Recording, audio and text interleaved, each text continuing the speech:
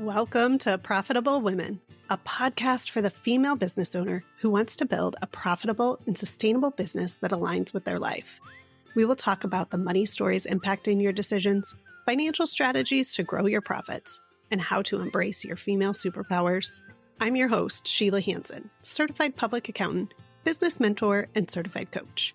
As a mom of three and business owner, I have spent the last 7 years supporting six-figure business owners make confident financial decisions while raising my babies.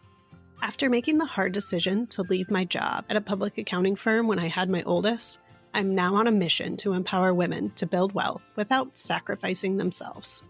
If you find yourself avoiding conversations about money, are burnt out from working all the time, wonder where your cash goes, or want to learn how to pay yourself six figures, you're in the right place. Remember, the information in this podcast is general in nature and for educational purposes only. For specific financial advice for your situation, please consult a professional. Now, with that out of the way, let's get to the show.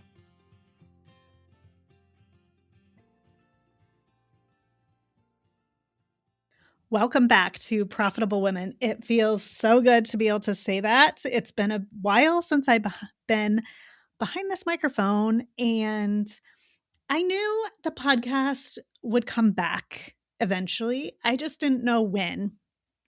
And I wanted to make sure that when it did come back, it was because I had something valuable that I wanted to share and that I genuinely wanted to talk about again. And now we're here. So let me fill you in on this past year, all of the things I've gotten curious about and where that's leading us with upcoming episodes of Profitable Women. I have gotten so curious about the definition that is behind when I created Profitable Women, which is really from this place of abundance and how our business can add to our life and support our life rather than draining us, or that our careers have to be something that takes away from life. And with building that focus on abundance and overflow, I really got curious about how do we actually build these businesses that don't depend on us carrying everything. And I dug into what that means. And a lot of it comes down to systems and structure. It also led me to looking at time and how long things actually take. I also have leaned into energetically how different types of work require different things from us, how our natural cycles align with us doing those tasks and they can feel easier at different times. I've also gotten curious about financial resources and what our numbers can tell us about what we're actually capable of supporting. And then from my own healing, I've gotten really curious and dug into nervous systems and why some things can look completely doable on paper and still feel impossible within our bodies. And all of that curiosity over this past year has led me back to what I'm grouping into one word, which is capacity. Really getting clear on how much can we actually hold, not how much we want, not how much we believe is possible, not how much we could theoretically sell. How much can our current business actually hold? And I think that's the conversation I want to explore into the next chapter here on the podcast. I'll preface this by saying I still believe that belief comes first. We have to believe something's possible before we create it. We have to be willing to imagine something that doesn't exist yet. We have to let ourselves want it before we necessarily know how we're going to get there. And in a lot of the past episodes, we've talked about our beliefs around money, success, work, worth, what's possible for us. And I still believe that work matters tremendously. But I also have realized belief isn't the whole equation, because eventually belief has to become action.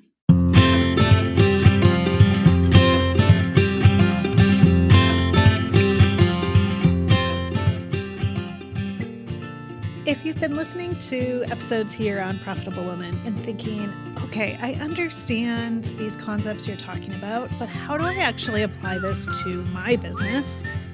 That's exactly why I created Profit Shift. Profit Shift is for the business owner who wants to understand her numbers, but doesn't want another formula telling her what her business is supposed to look like. Because your business isn't supposed to look like mine. Your definition of enough might be different, your capacity is different, and your goals are different. And the life you're asking your business to support is also different. So inside Profit Shift, we're bringing all of those pieces together. We look at what's actually happening in your business financially, your revenue, profitability, pricing, cash flow, taxes, and what you need your business to provide for you. But we don't stop at just the numbers. We get curious about what you're making those numbers mean, where fear and shame might be showing up, where your decision making is from urgency instead of information, and what needs to shift so you can build the business you actually want. Because your numbers aren't a report card, they're simply information. And when you know how to use the information, you can create a roadmap from where you are today to where you want to go. That's the shift. Not following somebody else's formula, not chasing someone else's version of success. Understanding your business well enough and trusting yourself enough to make decisions that support your version of success. It sounds like the kind of a relationship you want to have with your business and your money. I'd love to have you inside Profit Shift. You can find the details of the upcoming round in the show notes.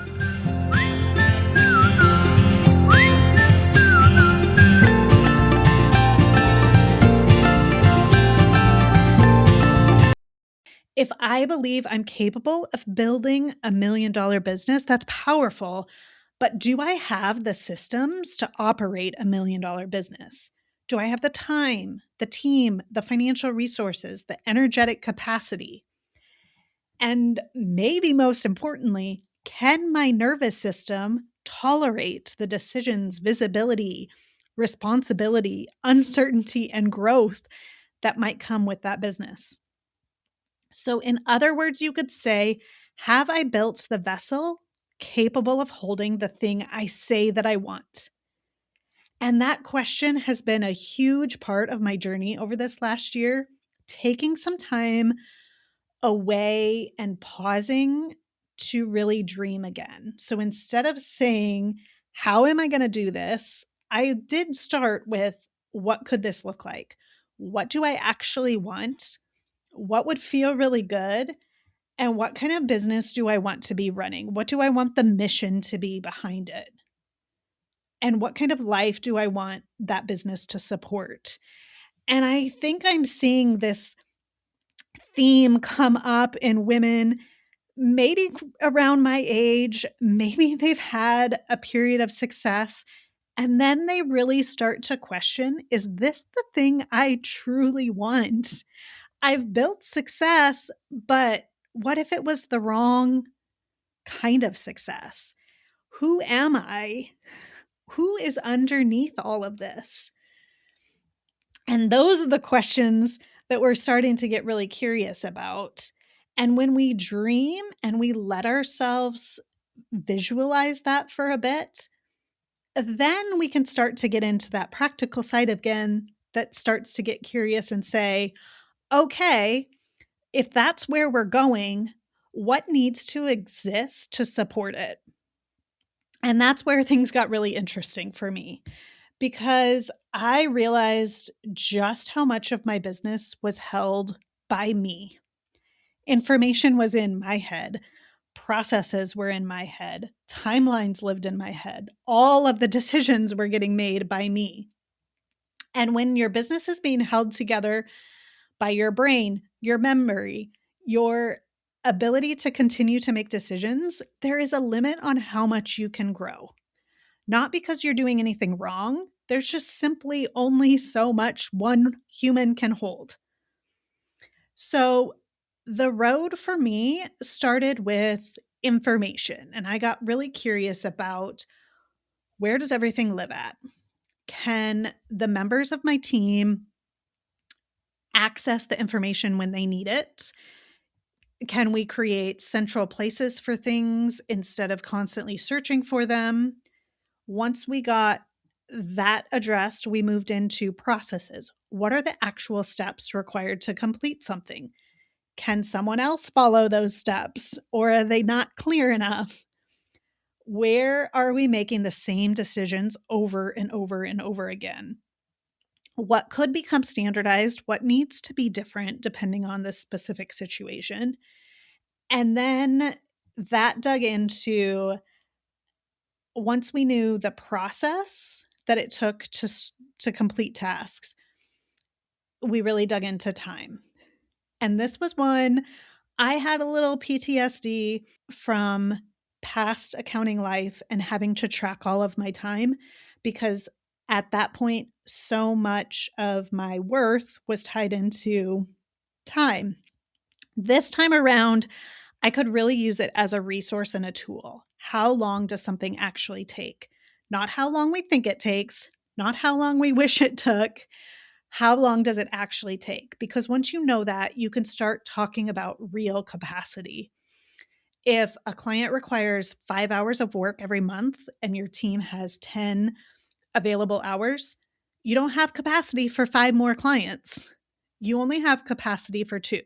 That is information, and information allows us to make better decisions. But then I realized that time wasn't the whole story, because 2 hours isn't just 2 hours. 2 hours of creative work doesn't require the same energy as 2 hours of bookkeeping. 2 hours of client meetings doesn't require the same energy as 2 hours of working quietly by myself. An hour in the morning might not feel the same as an hour in the afternoon.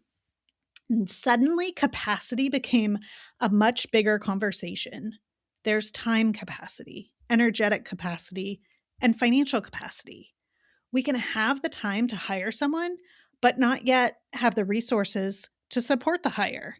We can have money to invest in something, but not have the energetic capacity to implement it. Hello, been there. And we can have the energy and excitement for a new offer, but not enough time in the calendar to actually deliver it.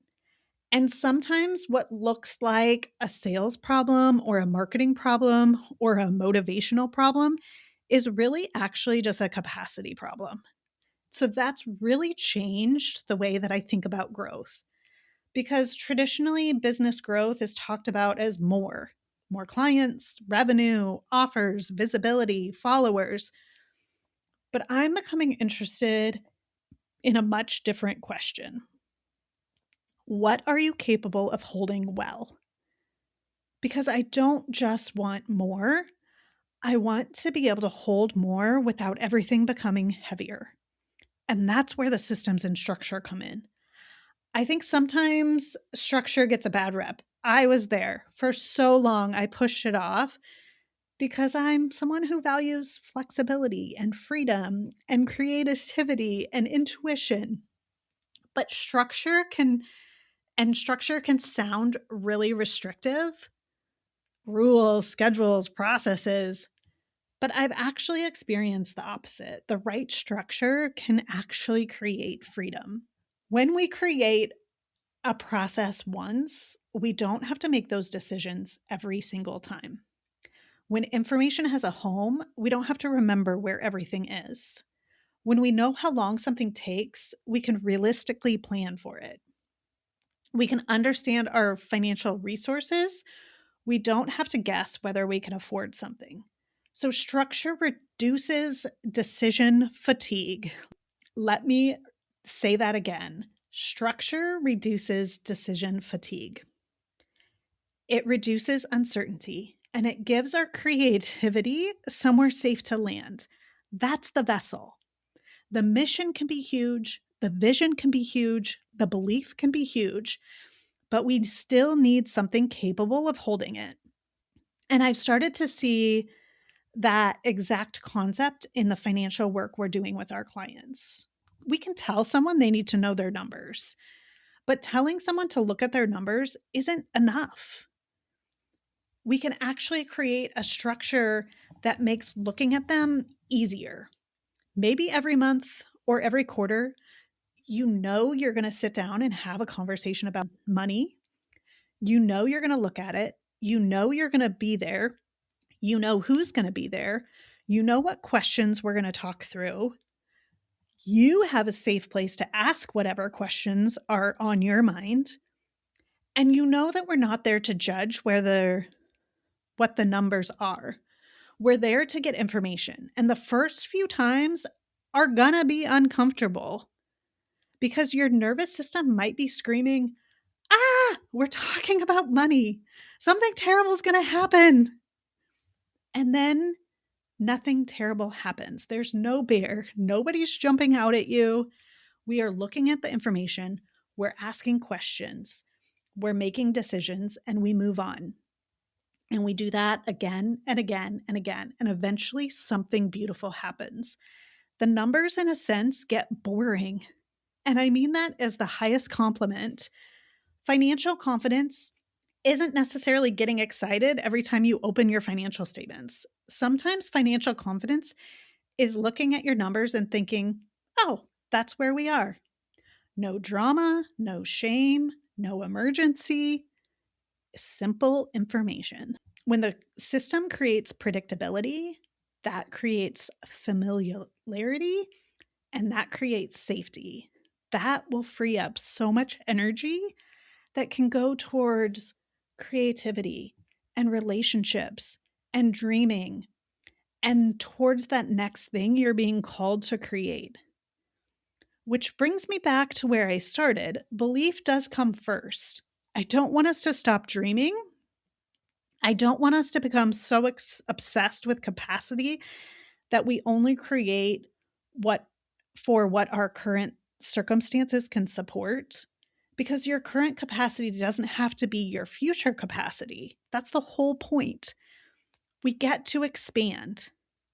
We can create better systems. We can delegate, build a financial reserve, change our pricing, simplify offers, change how we use our time, understand our energy, and we can build a team.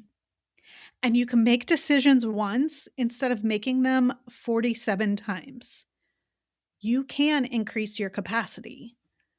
So maybe the next question isn't, do I have the capacity for what I want? Maybe the question is, what capacity do I need to build to hold what I want? Those are very different conversations. Belief will allow us to imagine it. Capacity shows us where the gaps are. The structure becomes the action to help us close those gaps. And that is where I have been living over this past year. And I'm really excited about this next chapter of Profitable Women. We're still going to talk about money. We're still going to talk about profit and pricing and taxes and cash flow. But we're also going to talk about what surrounds those things. Our time, our energy, our systems, our nervous system safety, our identity, our intuition, leadership, and the structure that allows us to hold bigger missions without asking ourselves to carry all of the weight.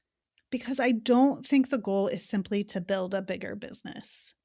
I think the goal is to build a business with the capacity to hold the life, impact, wealth, and mission you believe is possible for you. That's what I'm excited to explore together. Welcome back to Profitable Women.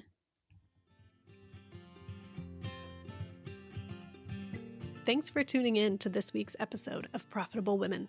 Make sure you never miss an episode by hitting the follow button in your favorite podcast player. And things are always easier when you talk about them with a friend, so be sure to share this episode with them. If you're looking for more ways to grow your financial confidence, head to the show notes for a link to subscribe to our weekly email. Until next time.